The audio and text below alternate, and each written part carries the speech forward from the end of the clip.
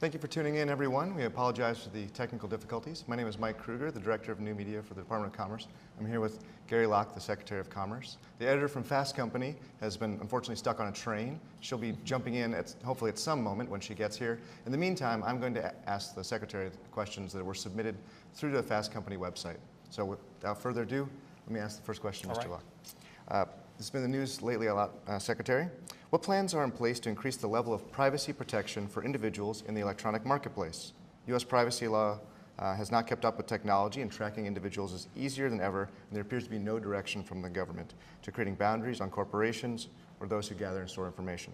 Should we move to a more restrictive practice in line with Canada or the EU? Well, we know that trust is a major issue on all transactions over the internet. Already we're seeing the use of the internet for trillions of dollars every single year, from businesses interacting, conducting transactions, to individuals making purchases, paying their bills, handling all of their finances over the internet. And if we're to realize the full potential of the internet, there has to be trust. And so we at the Department of Commerce are putting together a report, set of recommendations to the President on how to approach that, and we'll be releasing that shortly.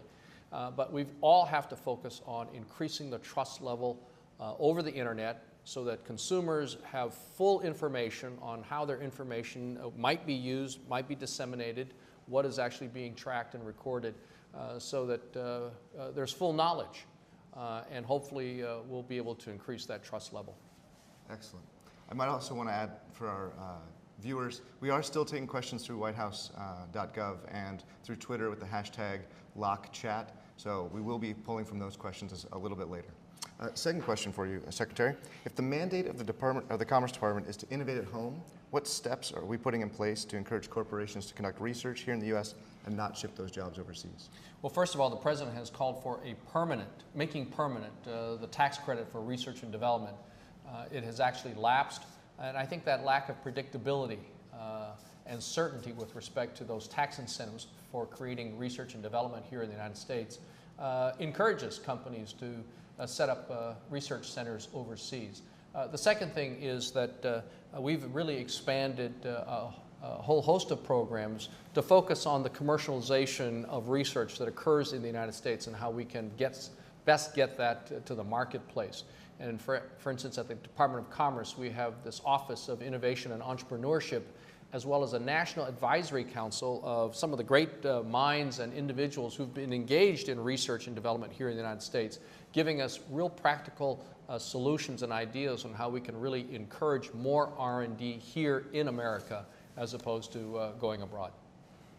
Okay, well, I think actually segueing from that, the next question was about innovation and entrepreneurship initiatives that universities are often involved. The question is, what mechanisms are in place to prevent universities from competing head-to-head from not competing head-to-head with small businesses? Well, first of all, we know that so much of the research in the United States actually occurs within the private sector. And of course, the federal government provides grants for research at federal labs as well as at our colleges and universities. But the key thing is that these are really not in competition with each other. So much of the research that occurs at our college and university level eventually ends up in the private sector. A lot of startup companies are created based off the research that occurs in the colleges and universities, but these are private companies now that actually take these ideas, hire employees, and then really create the jobs of the new economy. There might be some financial arrangement with the colleges and universities in terms of sharing of some of the royalties and the income, but by and large, the universities are turning this over to the private sector. The thing that we need to focus on is how do we hasten that transfer of ideas from the colleges and universities to the private sector, and how do we really help those private sector entities get the funding that they need to really take off. And so we're really looking at such issues as the so-called valley of death, that gap, that chasm in which companies are not able to make it because they can't get the financing they need. Thank you. There's a question that relates to communities of color. The question is, do you contemplate any special investments made directly to communities of color to help spur economic growth and entrepreneurship, especially given how tough many communities are facing? Well, that's why we have within the Department of Commerce a Minority Business Development Agency that really is focusing on the issues that people of color, minority firms, women-owned firms really face. And they're really focusing on entrepreneurship and innovation, special grants, technical assistance, also just helping them secure business from state and local governments as well as the federal government. And then we also really need to look at the use of technology, high-speed internet and broadband services to companies that are now disadvantaged. Okay, well, let me go on to the next question, which I think relates to that nicely. What role do you envision broadband playing, if any, in increasing entrepreneurship, job training, or particularly with low and underemployed individuals? I think with the advent of high-speed internet service, broadband, that really it's going to open up opportunities for people, whether in the rural areas or disadvantaged communities and minorities in the urban settings. First of all, with the use of high-speed internet service, people will be able to take courses from almost any, in any subject matter they want, whether it's a student or an adult or a business owner. So many courses are now available for free, or you can audit these courses from some of the highest and best colleges and universities around the world. And you can learn on your own. Second of all, the use of the internet will enable companies to market their services to customers all around the world. Whether you're a bed and breakfast in a rural part of the state of Washington, or you're a small minority-owned business making a very specific product, you can start to market your specialty, your goods and services to people around the world. So the advent of technology is really going to help level the playing field. Not eliminate it, but help level the playing field for minority-owned businesses and other disadvantaged entities. Okay. The next question, still coming from the Fast Company submitted questions, are where does the government stand with regard to encouraging small, and by this the questioner said 3 to 5 people, small web business formation? Specifically, is the government going to subsidize certain blossoming industries? Well, first of all, for instance, talking about broadband, the Department of Commerce has awarded almost $5 billion in grants to develop high-speed internet service in underserved communities all across the nation. I think with our grants, we're either building or upgrading over 200,000 miles of broadband or high-speed internet.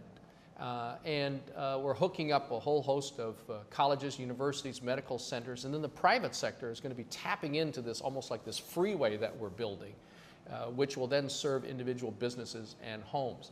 But the most important thing is that since the president took office, some 16 different tax measures have been passed by the Congress, specifically focused on small and medium-sized businesses, from incentives, tax credits for hiring people, to bonus depreciation or outright writing off up to $500,000 of expenses, to allowing you, if you're a sole proprietor, to deduct, to get a tax credit on your cost of health insurance for yourself, but also your family members, to eliminating 100% the capital gains taxes that on investments, increased in investments, or the value of investments in small businesses. A whole host of tax measures specifically targeted to small and medium-sized companies.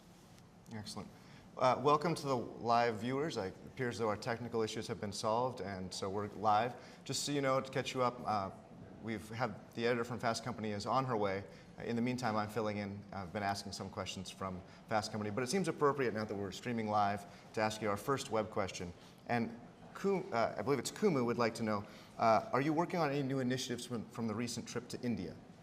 Well, actually, the recent trip to India was a great success. The president was able to announce over $10 billion in sales of U.S. goods and services, of export content here in the United States. That is over $10 billion of made in USA goods and services to India, and creating over 50,000 or supporting 50,000 jobs here in America. We're actually following up with another trade mission in early February, focusing on technology, high technology goods, from medical equipment to energy, helping American companies sell more of their made in USA goods and services to India. Because the more that American companies export, the more they produce. The more they produce, the more people they need, the more people they're going to hire. And that means good paying jobs here in America. Excellent. And again, we are still taking web questions, and if you missed the first part, then that will be posted. The entirety of this will be posted later on whitehouse.gov. I'm going to ask the Secretary one last question and then hand it off to our guest from Fast Company. So, Secretary, let me ask you this while we change places. What steps are you taking to rejuvenate America's small business, especially after passing the Healthcare Reform Act and increasing taxation on profits? Well, actually, we haven't increased taxes on any profits. Taxes have actually gone down. Some 16 different tax measures have been passed benefiting small and medium-sized companies. Actually, the healthcare law benefits small businesses because under the healthcare law, there is no requirement that small businesses offer health insurance to their employees. No penalty if small businesses with less than 50 employees, no penalty if they don't offer health care insurance to their employees. But if they do, for the first time now, they actually get tax credits and a lowering of their taxes.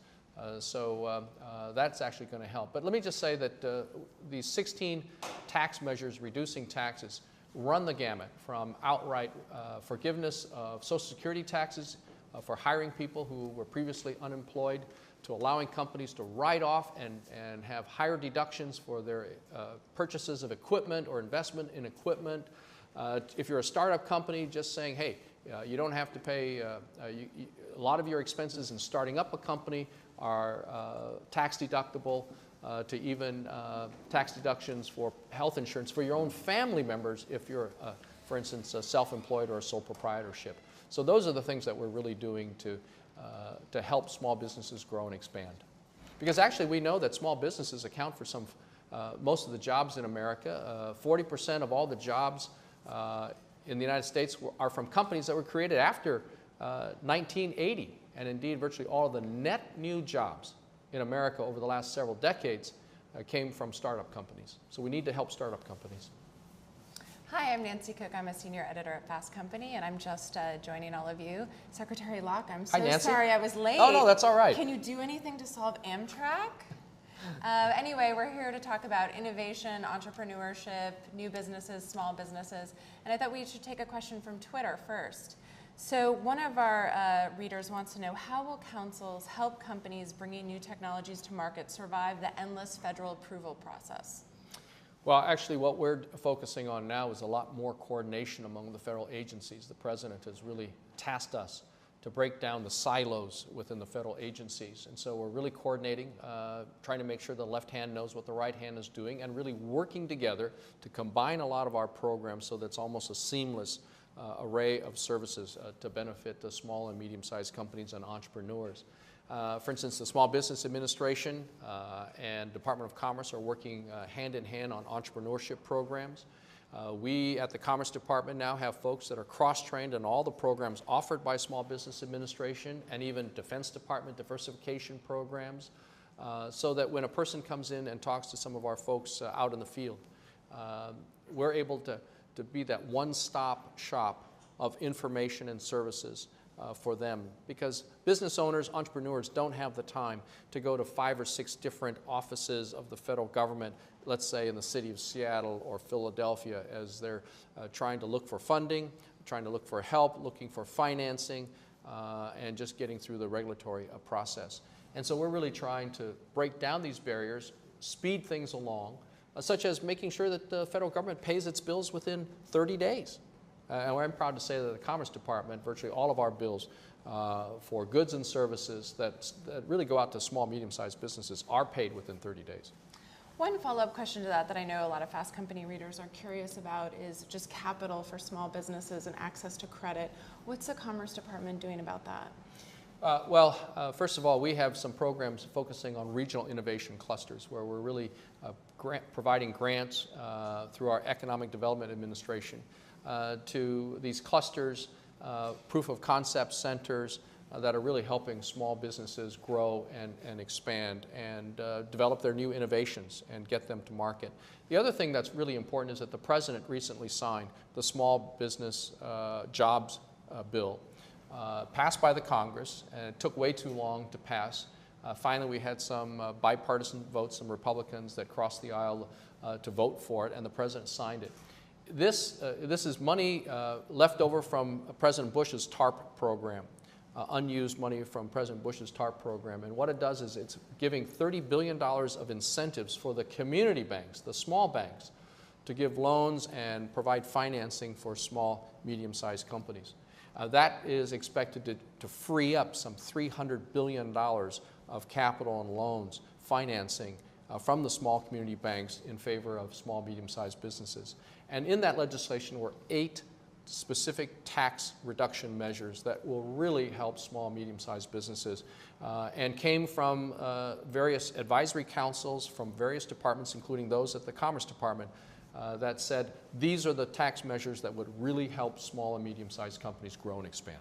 Just to follow up on that, what sort of pressure are you putting on larger banks to lend to small businesses? I know that a lot of community banks and smaller banks have failed this year, and I'm curious to know, what kind of pressure are you exerting on, the Banks of America of the world? Well, that's a tough one, and that's really governed by various different federal agencies.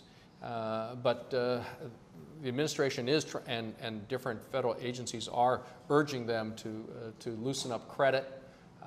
But they're in a bind because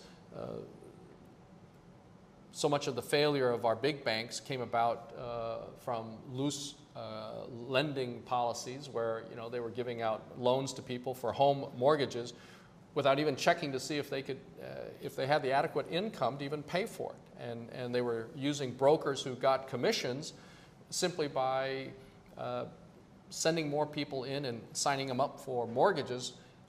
And because they were independent companies, they weren't on the hook to make sure that these individuals ever paid because they got their commissions and they were gone, and they didn't care whether or not the people they were sending to the big banks could in fact follow through and pay on the mortgages.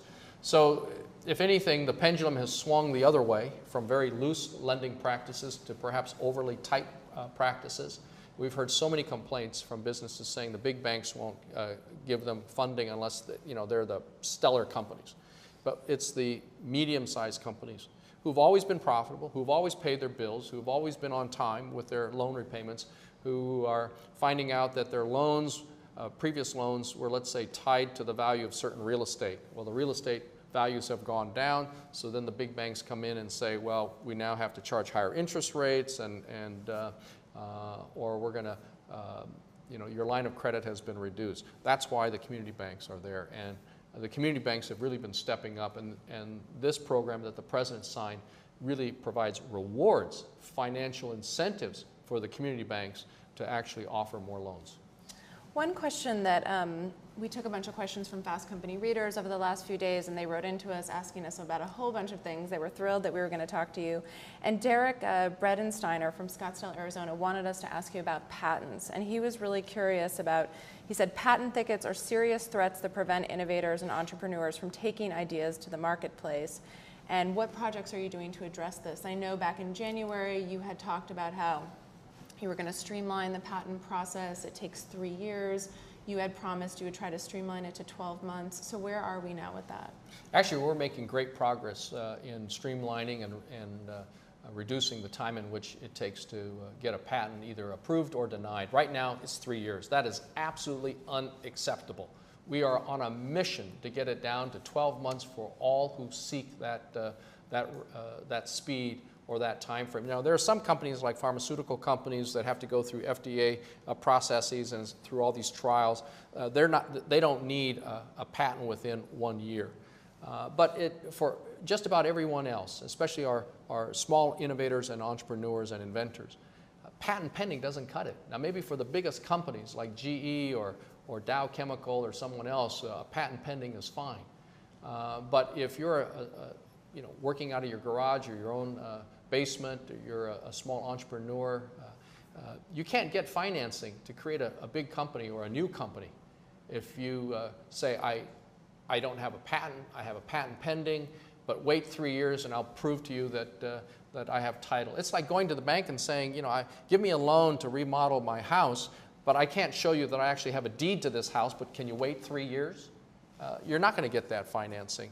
And so the longer we take in processing a patent, the more we're delaying the commercialization and the job creation built around great ideas and inventions. So we are on a mission to do that. We actually have a new model program called our Green Tech Program, where we guarantee, just about guarantee, that we'll be able to issue a patent within 1 year for green technology proposals. We're expanding that to include life sciences and medical discoveries other than drugs and things like that. And that'll eventually will be our template for all patents, giving patents within a year for all who want it within that time frame.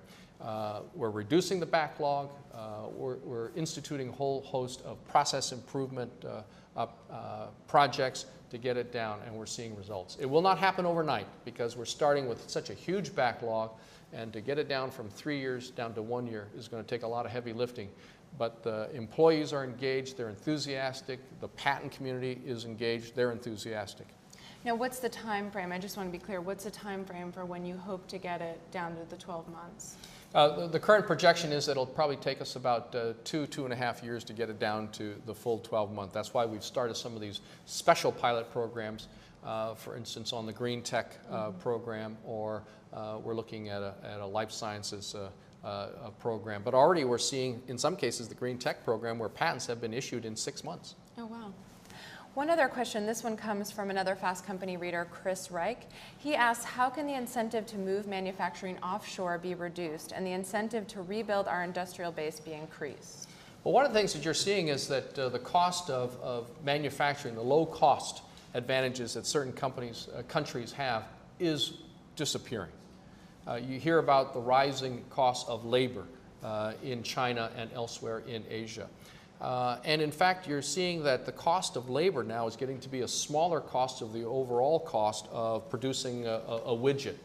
As a result, you're seeing a lot more manufacturing now coming to the United States. I mean, BMW recently opened up a plant building their 300 series automobiles in South Carolina. And not only are they building it for the American consumer, they're actually going to be exporting to other parts of the world 25% of the cars that are being built in South Carolina. Other companies have, like ThyssenKrupp, have opened up a factory here in the United States. People are interested in just-in-time delivery. They're concerned about the rising cost of fuel and transportation cost. A lot more interest in locating those manufacturing facilities here. The other thing is that the Recovery Act had hundreds of millions of dollars to encourage advanced manufacturing here in the United States. And that's actually seed money and oftentimes matching money with the private sector. We're seeing a lot more battery production, auto parts production, clean energy manufacturing occurring here in the United States now. Yeah, that's fascinating.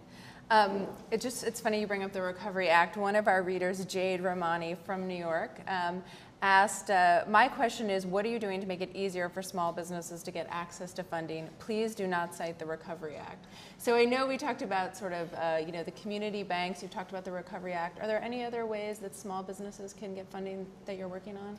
Well, for instance, under this Small Business Administration, it has increased their loan guarantee program to guaranteeing 90% of the loans that would be given out through the SBA program.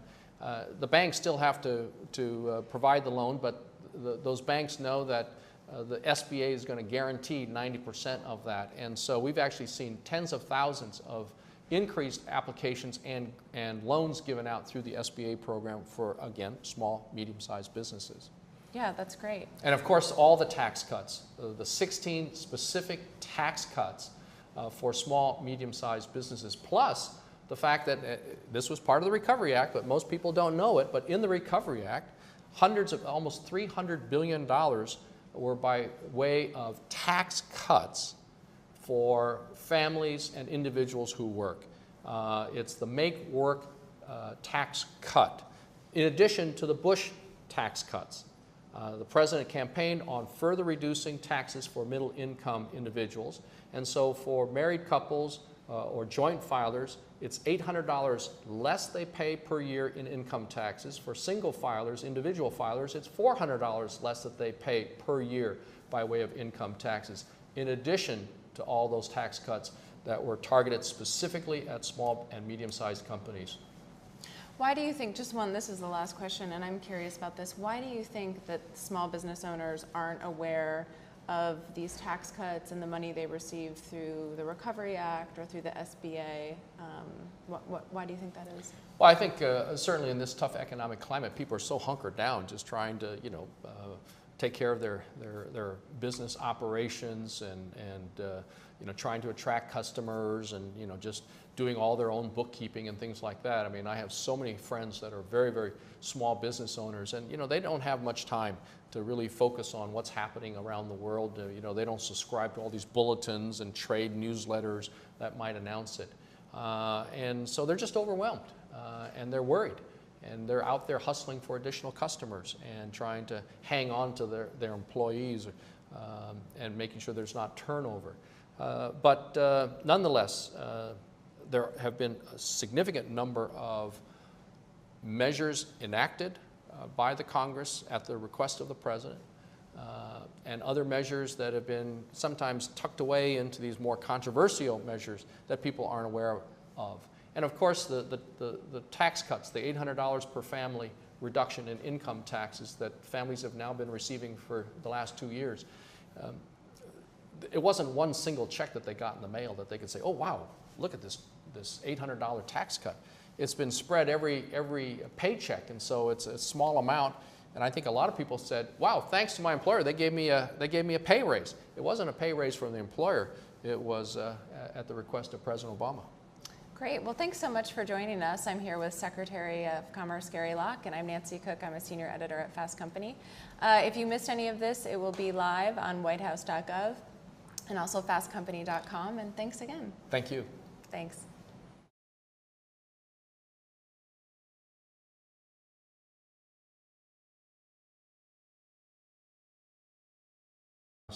.gov and through Twitter with the hashtag LockeChat. So we will be pulling from those questions a little bit later.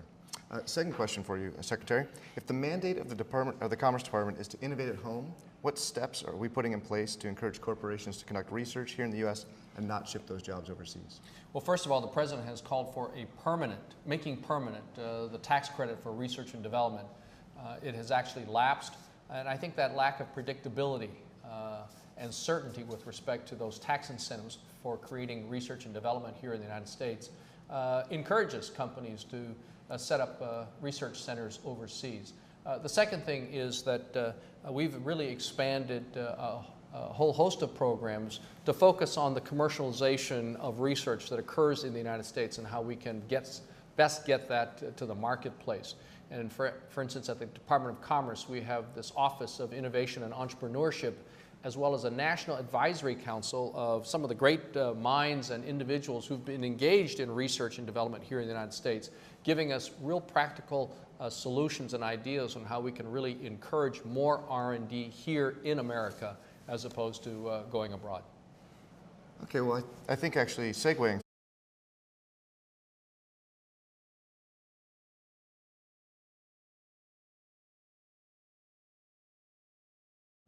Thank you for tuning in, everyone. We apologize for the technical difficulties. My name is Mike Kruger, the Director of New Media for the Department of Commerce.